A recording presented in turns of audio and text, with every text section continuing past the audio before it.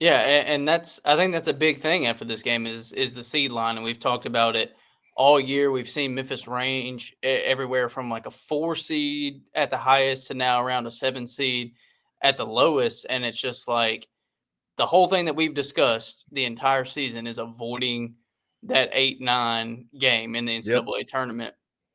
And at this point, like even if you win out, if other things don't break your way, like you could end up in that 8-9 seed line. So I think it's imperative from this point on for Memphis to win out. Maybe things fall their way and they stay around a 7 or jump up to a 6 with Right. other teams losing games, but you just can't afford to lose anymore. I mean, you look at what's left: FAU, Rice, UAB, which I know a lot of people have that game circled on the road in Birmingham, UTSA, and South Florida.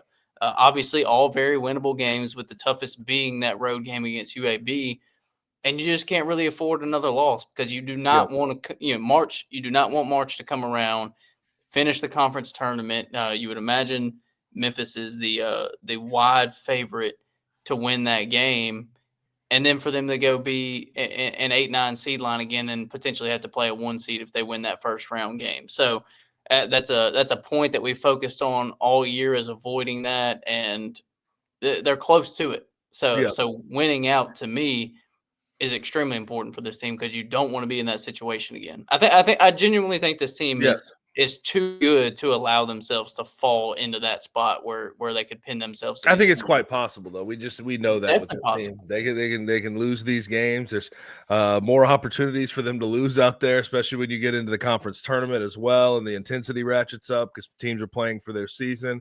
And Memphis sort of knows, okay, I'm gonna get in, but just where am I going to be seated?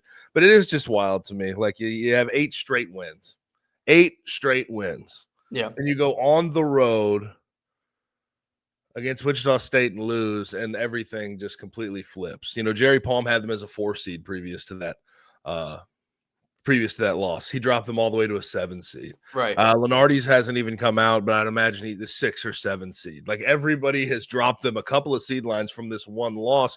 But I do think part of that, the Tigers can help themselves with. If they win out, I think they'll still be a 6 seed, right? I think they'll Yeah. still be able to hold on to a seed like that.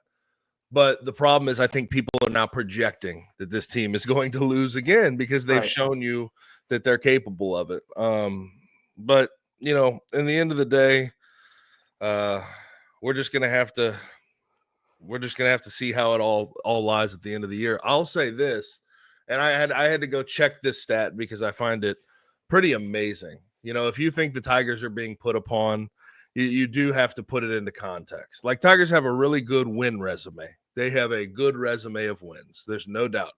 They did a majority of it in uh, November and December though. So that's people have a Further tendency away. to forget about it, and it leaves their mind to a certain extent. But they have 3 losses in the quad three. If you go to the top 25 teams in the net, not a single team in the top 25 of the net has a quad three or a quad four loss. Memphis has 3 of those. So, I think the story of the season for them is, yeah, you have all these good wins, but the bad losses are hurting you more than anything. You can't just hold up your resume with all of those good wins when you've lost the games that you have against Arkansas State, against Mississippi State, also by the margin you did, but against Temple, against Wichita State. It just doesn't. All the good faith that you built up just leaves when you have a quad three or quad four loss.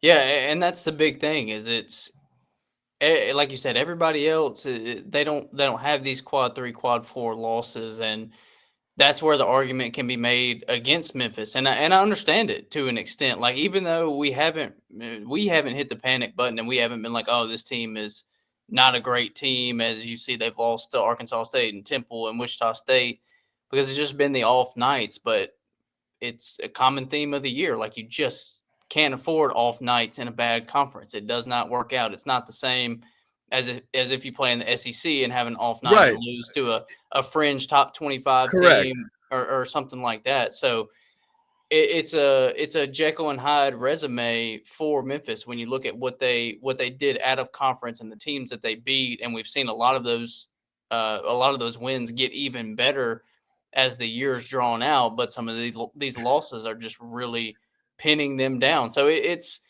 an odd season, really. Like it's a very hard season to get a beat on because we know what the ceiling is for this team, and we feel like on any given night they can probably beat the vast majority of teams in the country, but they can also slip up against some really inferior opponents. And I don't know how much that goes against them when it comes to seating time, like you're saying. I mean, because you think about the people sitting in that room and on that committee, and they can say, you can have someone that's pro Memphis and like, look at what they did against Clemson and UConn and Michigan State and these teams, and then you have somebody else playing devil's advocate saying, yeah, but they lost to Arkansas State, and well, maybe that one was earlier in the season, so that one doesn't play as much. But then you lose on the road in overtime to Wichita State, into Temple, and there's just I feel like Memphis is a very polarizing team in that sense, as far as the quality of wins, but also the bad quality of losses that they've had. What's super interesting about like this phenomenon to me is like up until this point, you talk about the Big 10 and the Big 12 and the SEC, like these good basketball conferences, and you say, well, obviously they're going to get the benefit of the doubt. They have more opportunities for premier wins. They have more opportunities for quad 1 and quad 2 wins. I think even more so than that, it's they don't have an opportunity for bad losses in their conferences. Yeah. That's the realization I'm coming to. Yeah. Because, in the end of the day, if you can't stand to lose a quad 3 or quad 4 game in conference, your resume will stay boosted up and stay in the spot that you need to be. And that's why, looking at all of the complaints about the American Athletic Conference and where the Tigers are at, when you feel like they should be advanced a little bit further and tournament talks, they should be in that 5-6 seed line. Like, I get why people want out of the AAC. I completely understand that. And that's the biggest reason why. I have changed my thinking on this when it comes to the big power conferences. It's not that they get more opportunities for quad 1 wins. That matters. But they don't have an opportunity to lose bad games. No. And that helps them stay afloat, helps their metrics look good. Yeah, no, I get how people look at a conference like this. And we can even open that up to the football side of things too and say, like, okay, Memphis should run through the conference, and they should because they're the best team in both aspects of football and basketball when it comes to this conference. But the thing is like sports are sports, and off nights are going to happen, and there are going to be moments where you slip up, and you can't afford to. I mean, we saw what it did to the Memphis football team this year, and we're seeing right now it's sliding the basketball team back, and you're absolutely right. Like, yeah, it's nice to look on the schedule and be favored in every single game in conference. Right. But to execute against that and to actually go out and win every game in the conference, that's almost impossible to do. It's really hard to do for anybody. That's a huge task to say, okay, Memphis is going to hit this conference play and win 20 games in a row against inferior opponents. Like, that's just not how sports work, especially on the collegiate side of things. Like, it's a hard ask. So I know some people can frame it positively and say, well, Memphis is favored in every single game and they should win every single game. But I mean, we know better than that as sports fans. It just human nature, doesn't work that way. Off nights, a lot of things go into not being able to win 18 straight games. You know what I mean? Like, yeah. I shouldn't have to school people on how hard that is to do. Yeah, no, definitely not.